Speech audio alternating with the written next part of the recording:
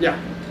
A lot of those seem oriented around monthly models with subscriptions. I did that because that's the most frequent model I encounter. Yeah. What about somebody had an annual model? Because then it might take a long time before you know what your retention is. And then, any thoughts about annual versus monthly subscriptions generally? So for an annual, it will take you a long time, but you'll know how people are using it. You'll know whether or not they, if you use this, you'll know whether or not they perform those actions that repeat customers do. You won't know whether or not they're going to renew. On the annual versus monthly, this is on an industry basis. What we have to find out is what's the threshold. You see, one of the beauty about monthly, I remember my first aha around monthly subscription models. I'm looking through our credit card statement, and I see this 1999 Survey Monkey. I'm like, honey, why are we paying for Survey Monkey? She's like, do you realize if I do a survey at work, I have to go through legal and marketing, and it takes 3 months and all that, so I have my own Survey Monkey account so that I can survey people without having to go through all that. I'm like, wow, there's a market for people to get around their company. And to her, it's like only 20 bucks, you know, it's like easy to forget. So if you can get underneath the level of what people consider painful, they will do. Also, a lot of people will do survey subscription models for monthly. If it's low enough, even if they don't use it, people keep paying because it's too low to even Angie's List is the classic example. When you talk to people at Angie's List, they use it once, maybe twice a year, but they pay for every other month of the year. Jason, you're going to say something? I was going to say health clubs. Yeah, health clubs, that's another one, yeah. So the health clubs are actually built on the fact that you will not use that. There are models like that, but the price has to be low enough that people just keep paying. Health clubs is a little bit also different because there's emotional guilt involved. Well, maybe if I keep paying, I'll go next month. But stuff that's lower priced. That's why you see a lot of stuff that's priced under like $20, right? So, but if you can figure out, like, even if you're selling B2B stuff, what's a discretionary spend for somebody? And if you can get the monthly underneath the discretionary spend, you'll have that forever. Everything a lot of times refer to websites tonight and talking about it, but it seems to me everything you're saying applies to mobile apps as well. Oh, completely. Would you agree with that? Yeah, okay. I believe mobile and web, they're all the same thing to me. Okay. You know, so we'll say software as a service, whether it's delivered through mobile, and I believe that those all become the same because I think, and this is just my being a pundit or whatever, HTML5 is the great equalizer for all that, and so websites and mobile, it all transcends each other. But what do I know? So you're saying for enterprises it's what, $99 or something? Or? Yeah, you have to know in your industry. I don't know what to tell you there. So when you're out doing customer development, ask them what their discretionary spend is where they don't have to talk to anyone in finance. It might be $1,000. I mean, it all depends on the company, but just ask them that. And if you can come in discretionary spend, then regular people can just buy your stuff and they never ever have to get approval. That's a beautiful thing, right? If you're working in the enterprise level.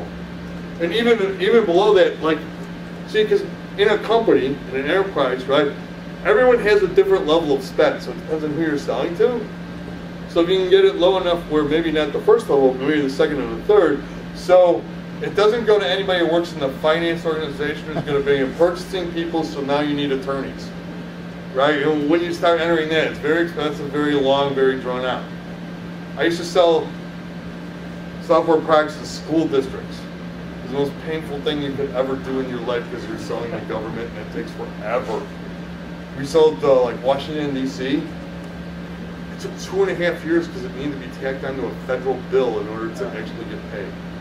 So you have to think about that. Like, what can you get for low enough level? Here's a tip for working with the city: just ask your local alderman what their ceiling is for their floor, so you can get it under 13.5. Yeah, he was saying, like, if you're working with the city, ask your alderman what their discretionary spend is. But everyone has discretionary spend. You just find out what it is in your industry, and then try to come in under that. That's a good way of pricing. You also, by the way, so that's how you set the price, but you also have to make sure that you can actually make money at that price, because just because you set the price doesn't mean that that's a. Now you have to pivot because you're in an unprofitable business, right? Because what the demand and is versus the price that you can charge aren't in sync. Yeah, because there are a lot of things like, you know, everybody wants like free music, right? But that doesn't work. After a while, somebody's got to pay for it. Yeah. I had kind of a question that came up earlier. You had this slide that said the customer acquisition cost would be less than 3 times of the lifetime value. Is that, am I not thinking about this the right way? That seems like it must be an error. It should be a third. Yeah, is that Less backwards? than a third. No. Because if it's 3 times, less than 3 times, if you're paying 2 times the lifetime value, then you're losing money. Yeah. All right. So, customer. Customer. Right. Yeah. It's a third. I'm sorry. Yeah. It's less than a third. Yeah. I probably. I I'm think sorry. we moved it. I might have. Because sometimes when I write this stuff, it's just like I'm just like getting all these ideas and typing. So I'm glad that you pointed it out. I will look at it before I post the slides to make sure it's correct. But you're right. It is a third. Okay. So it should never be more than a third, and never take more than a year to get back, because otherwise you're in too capital intensive industry. I mean, if you can get the money, that's okay. But most people are not going to give it to you because they don't know if you failed till 2.5 years. You know, and they don't want to put in all that money to find that out. Yeah. The LTV that you're talking about, is that more like, what is the time frame that you look at? Is it a year or like forever or? For cohorts? For the lifetime value. Oh, lifetime value? It depends. It's how long the customer stays with you, right? So initially, you're looking at a week, right? Because you just started, and you keep going until you find out what your average time is. Hopefully, it's years. Right, but you don't know that until you get down. So initially, you just start out with what you have, and then you go, because you will lose a lot of people in week 1.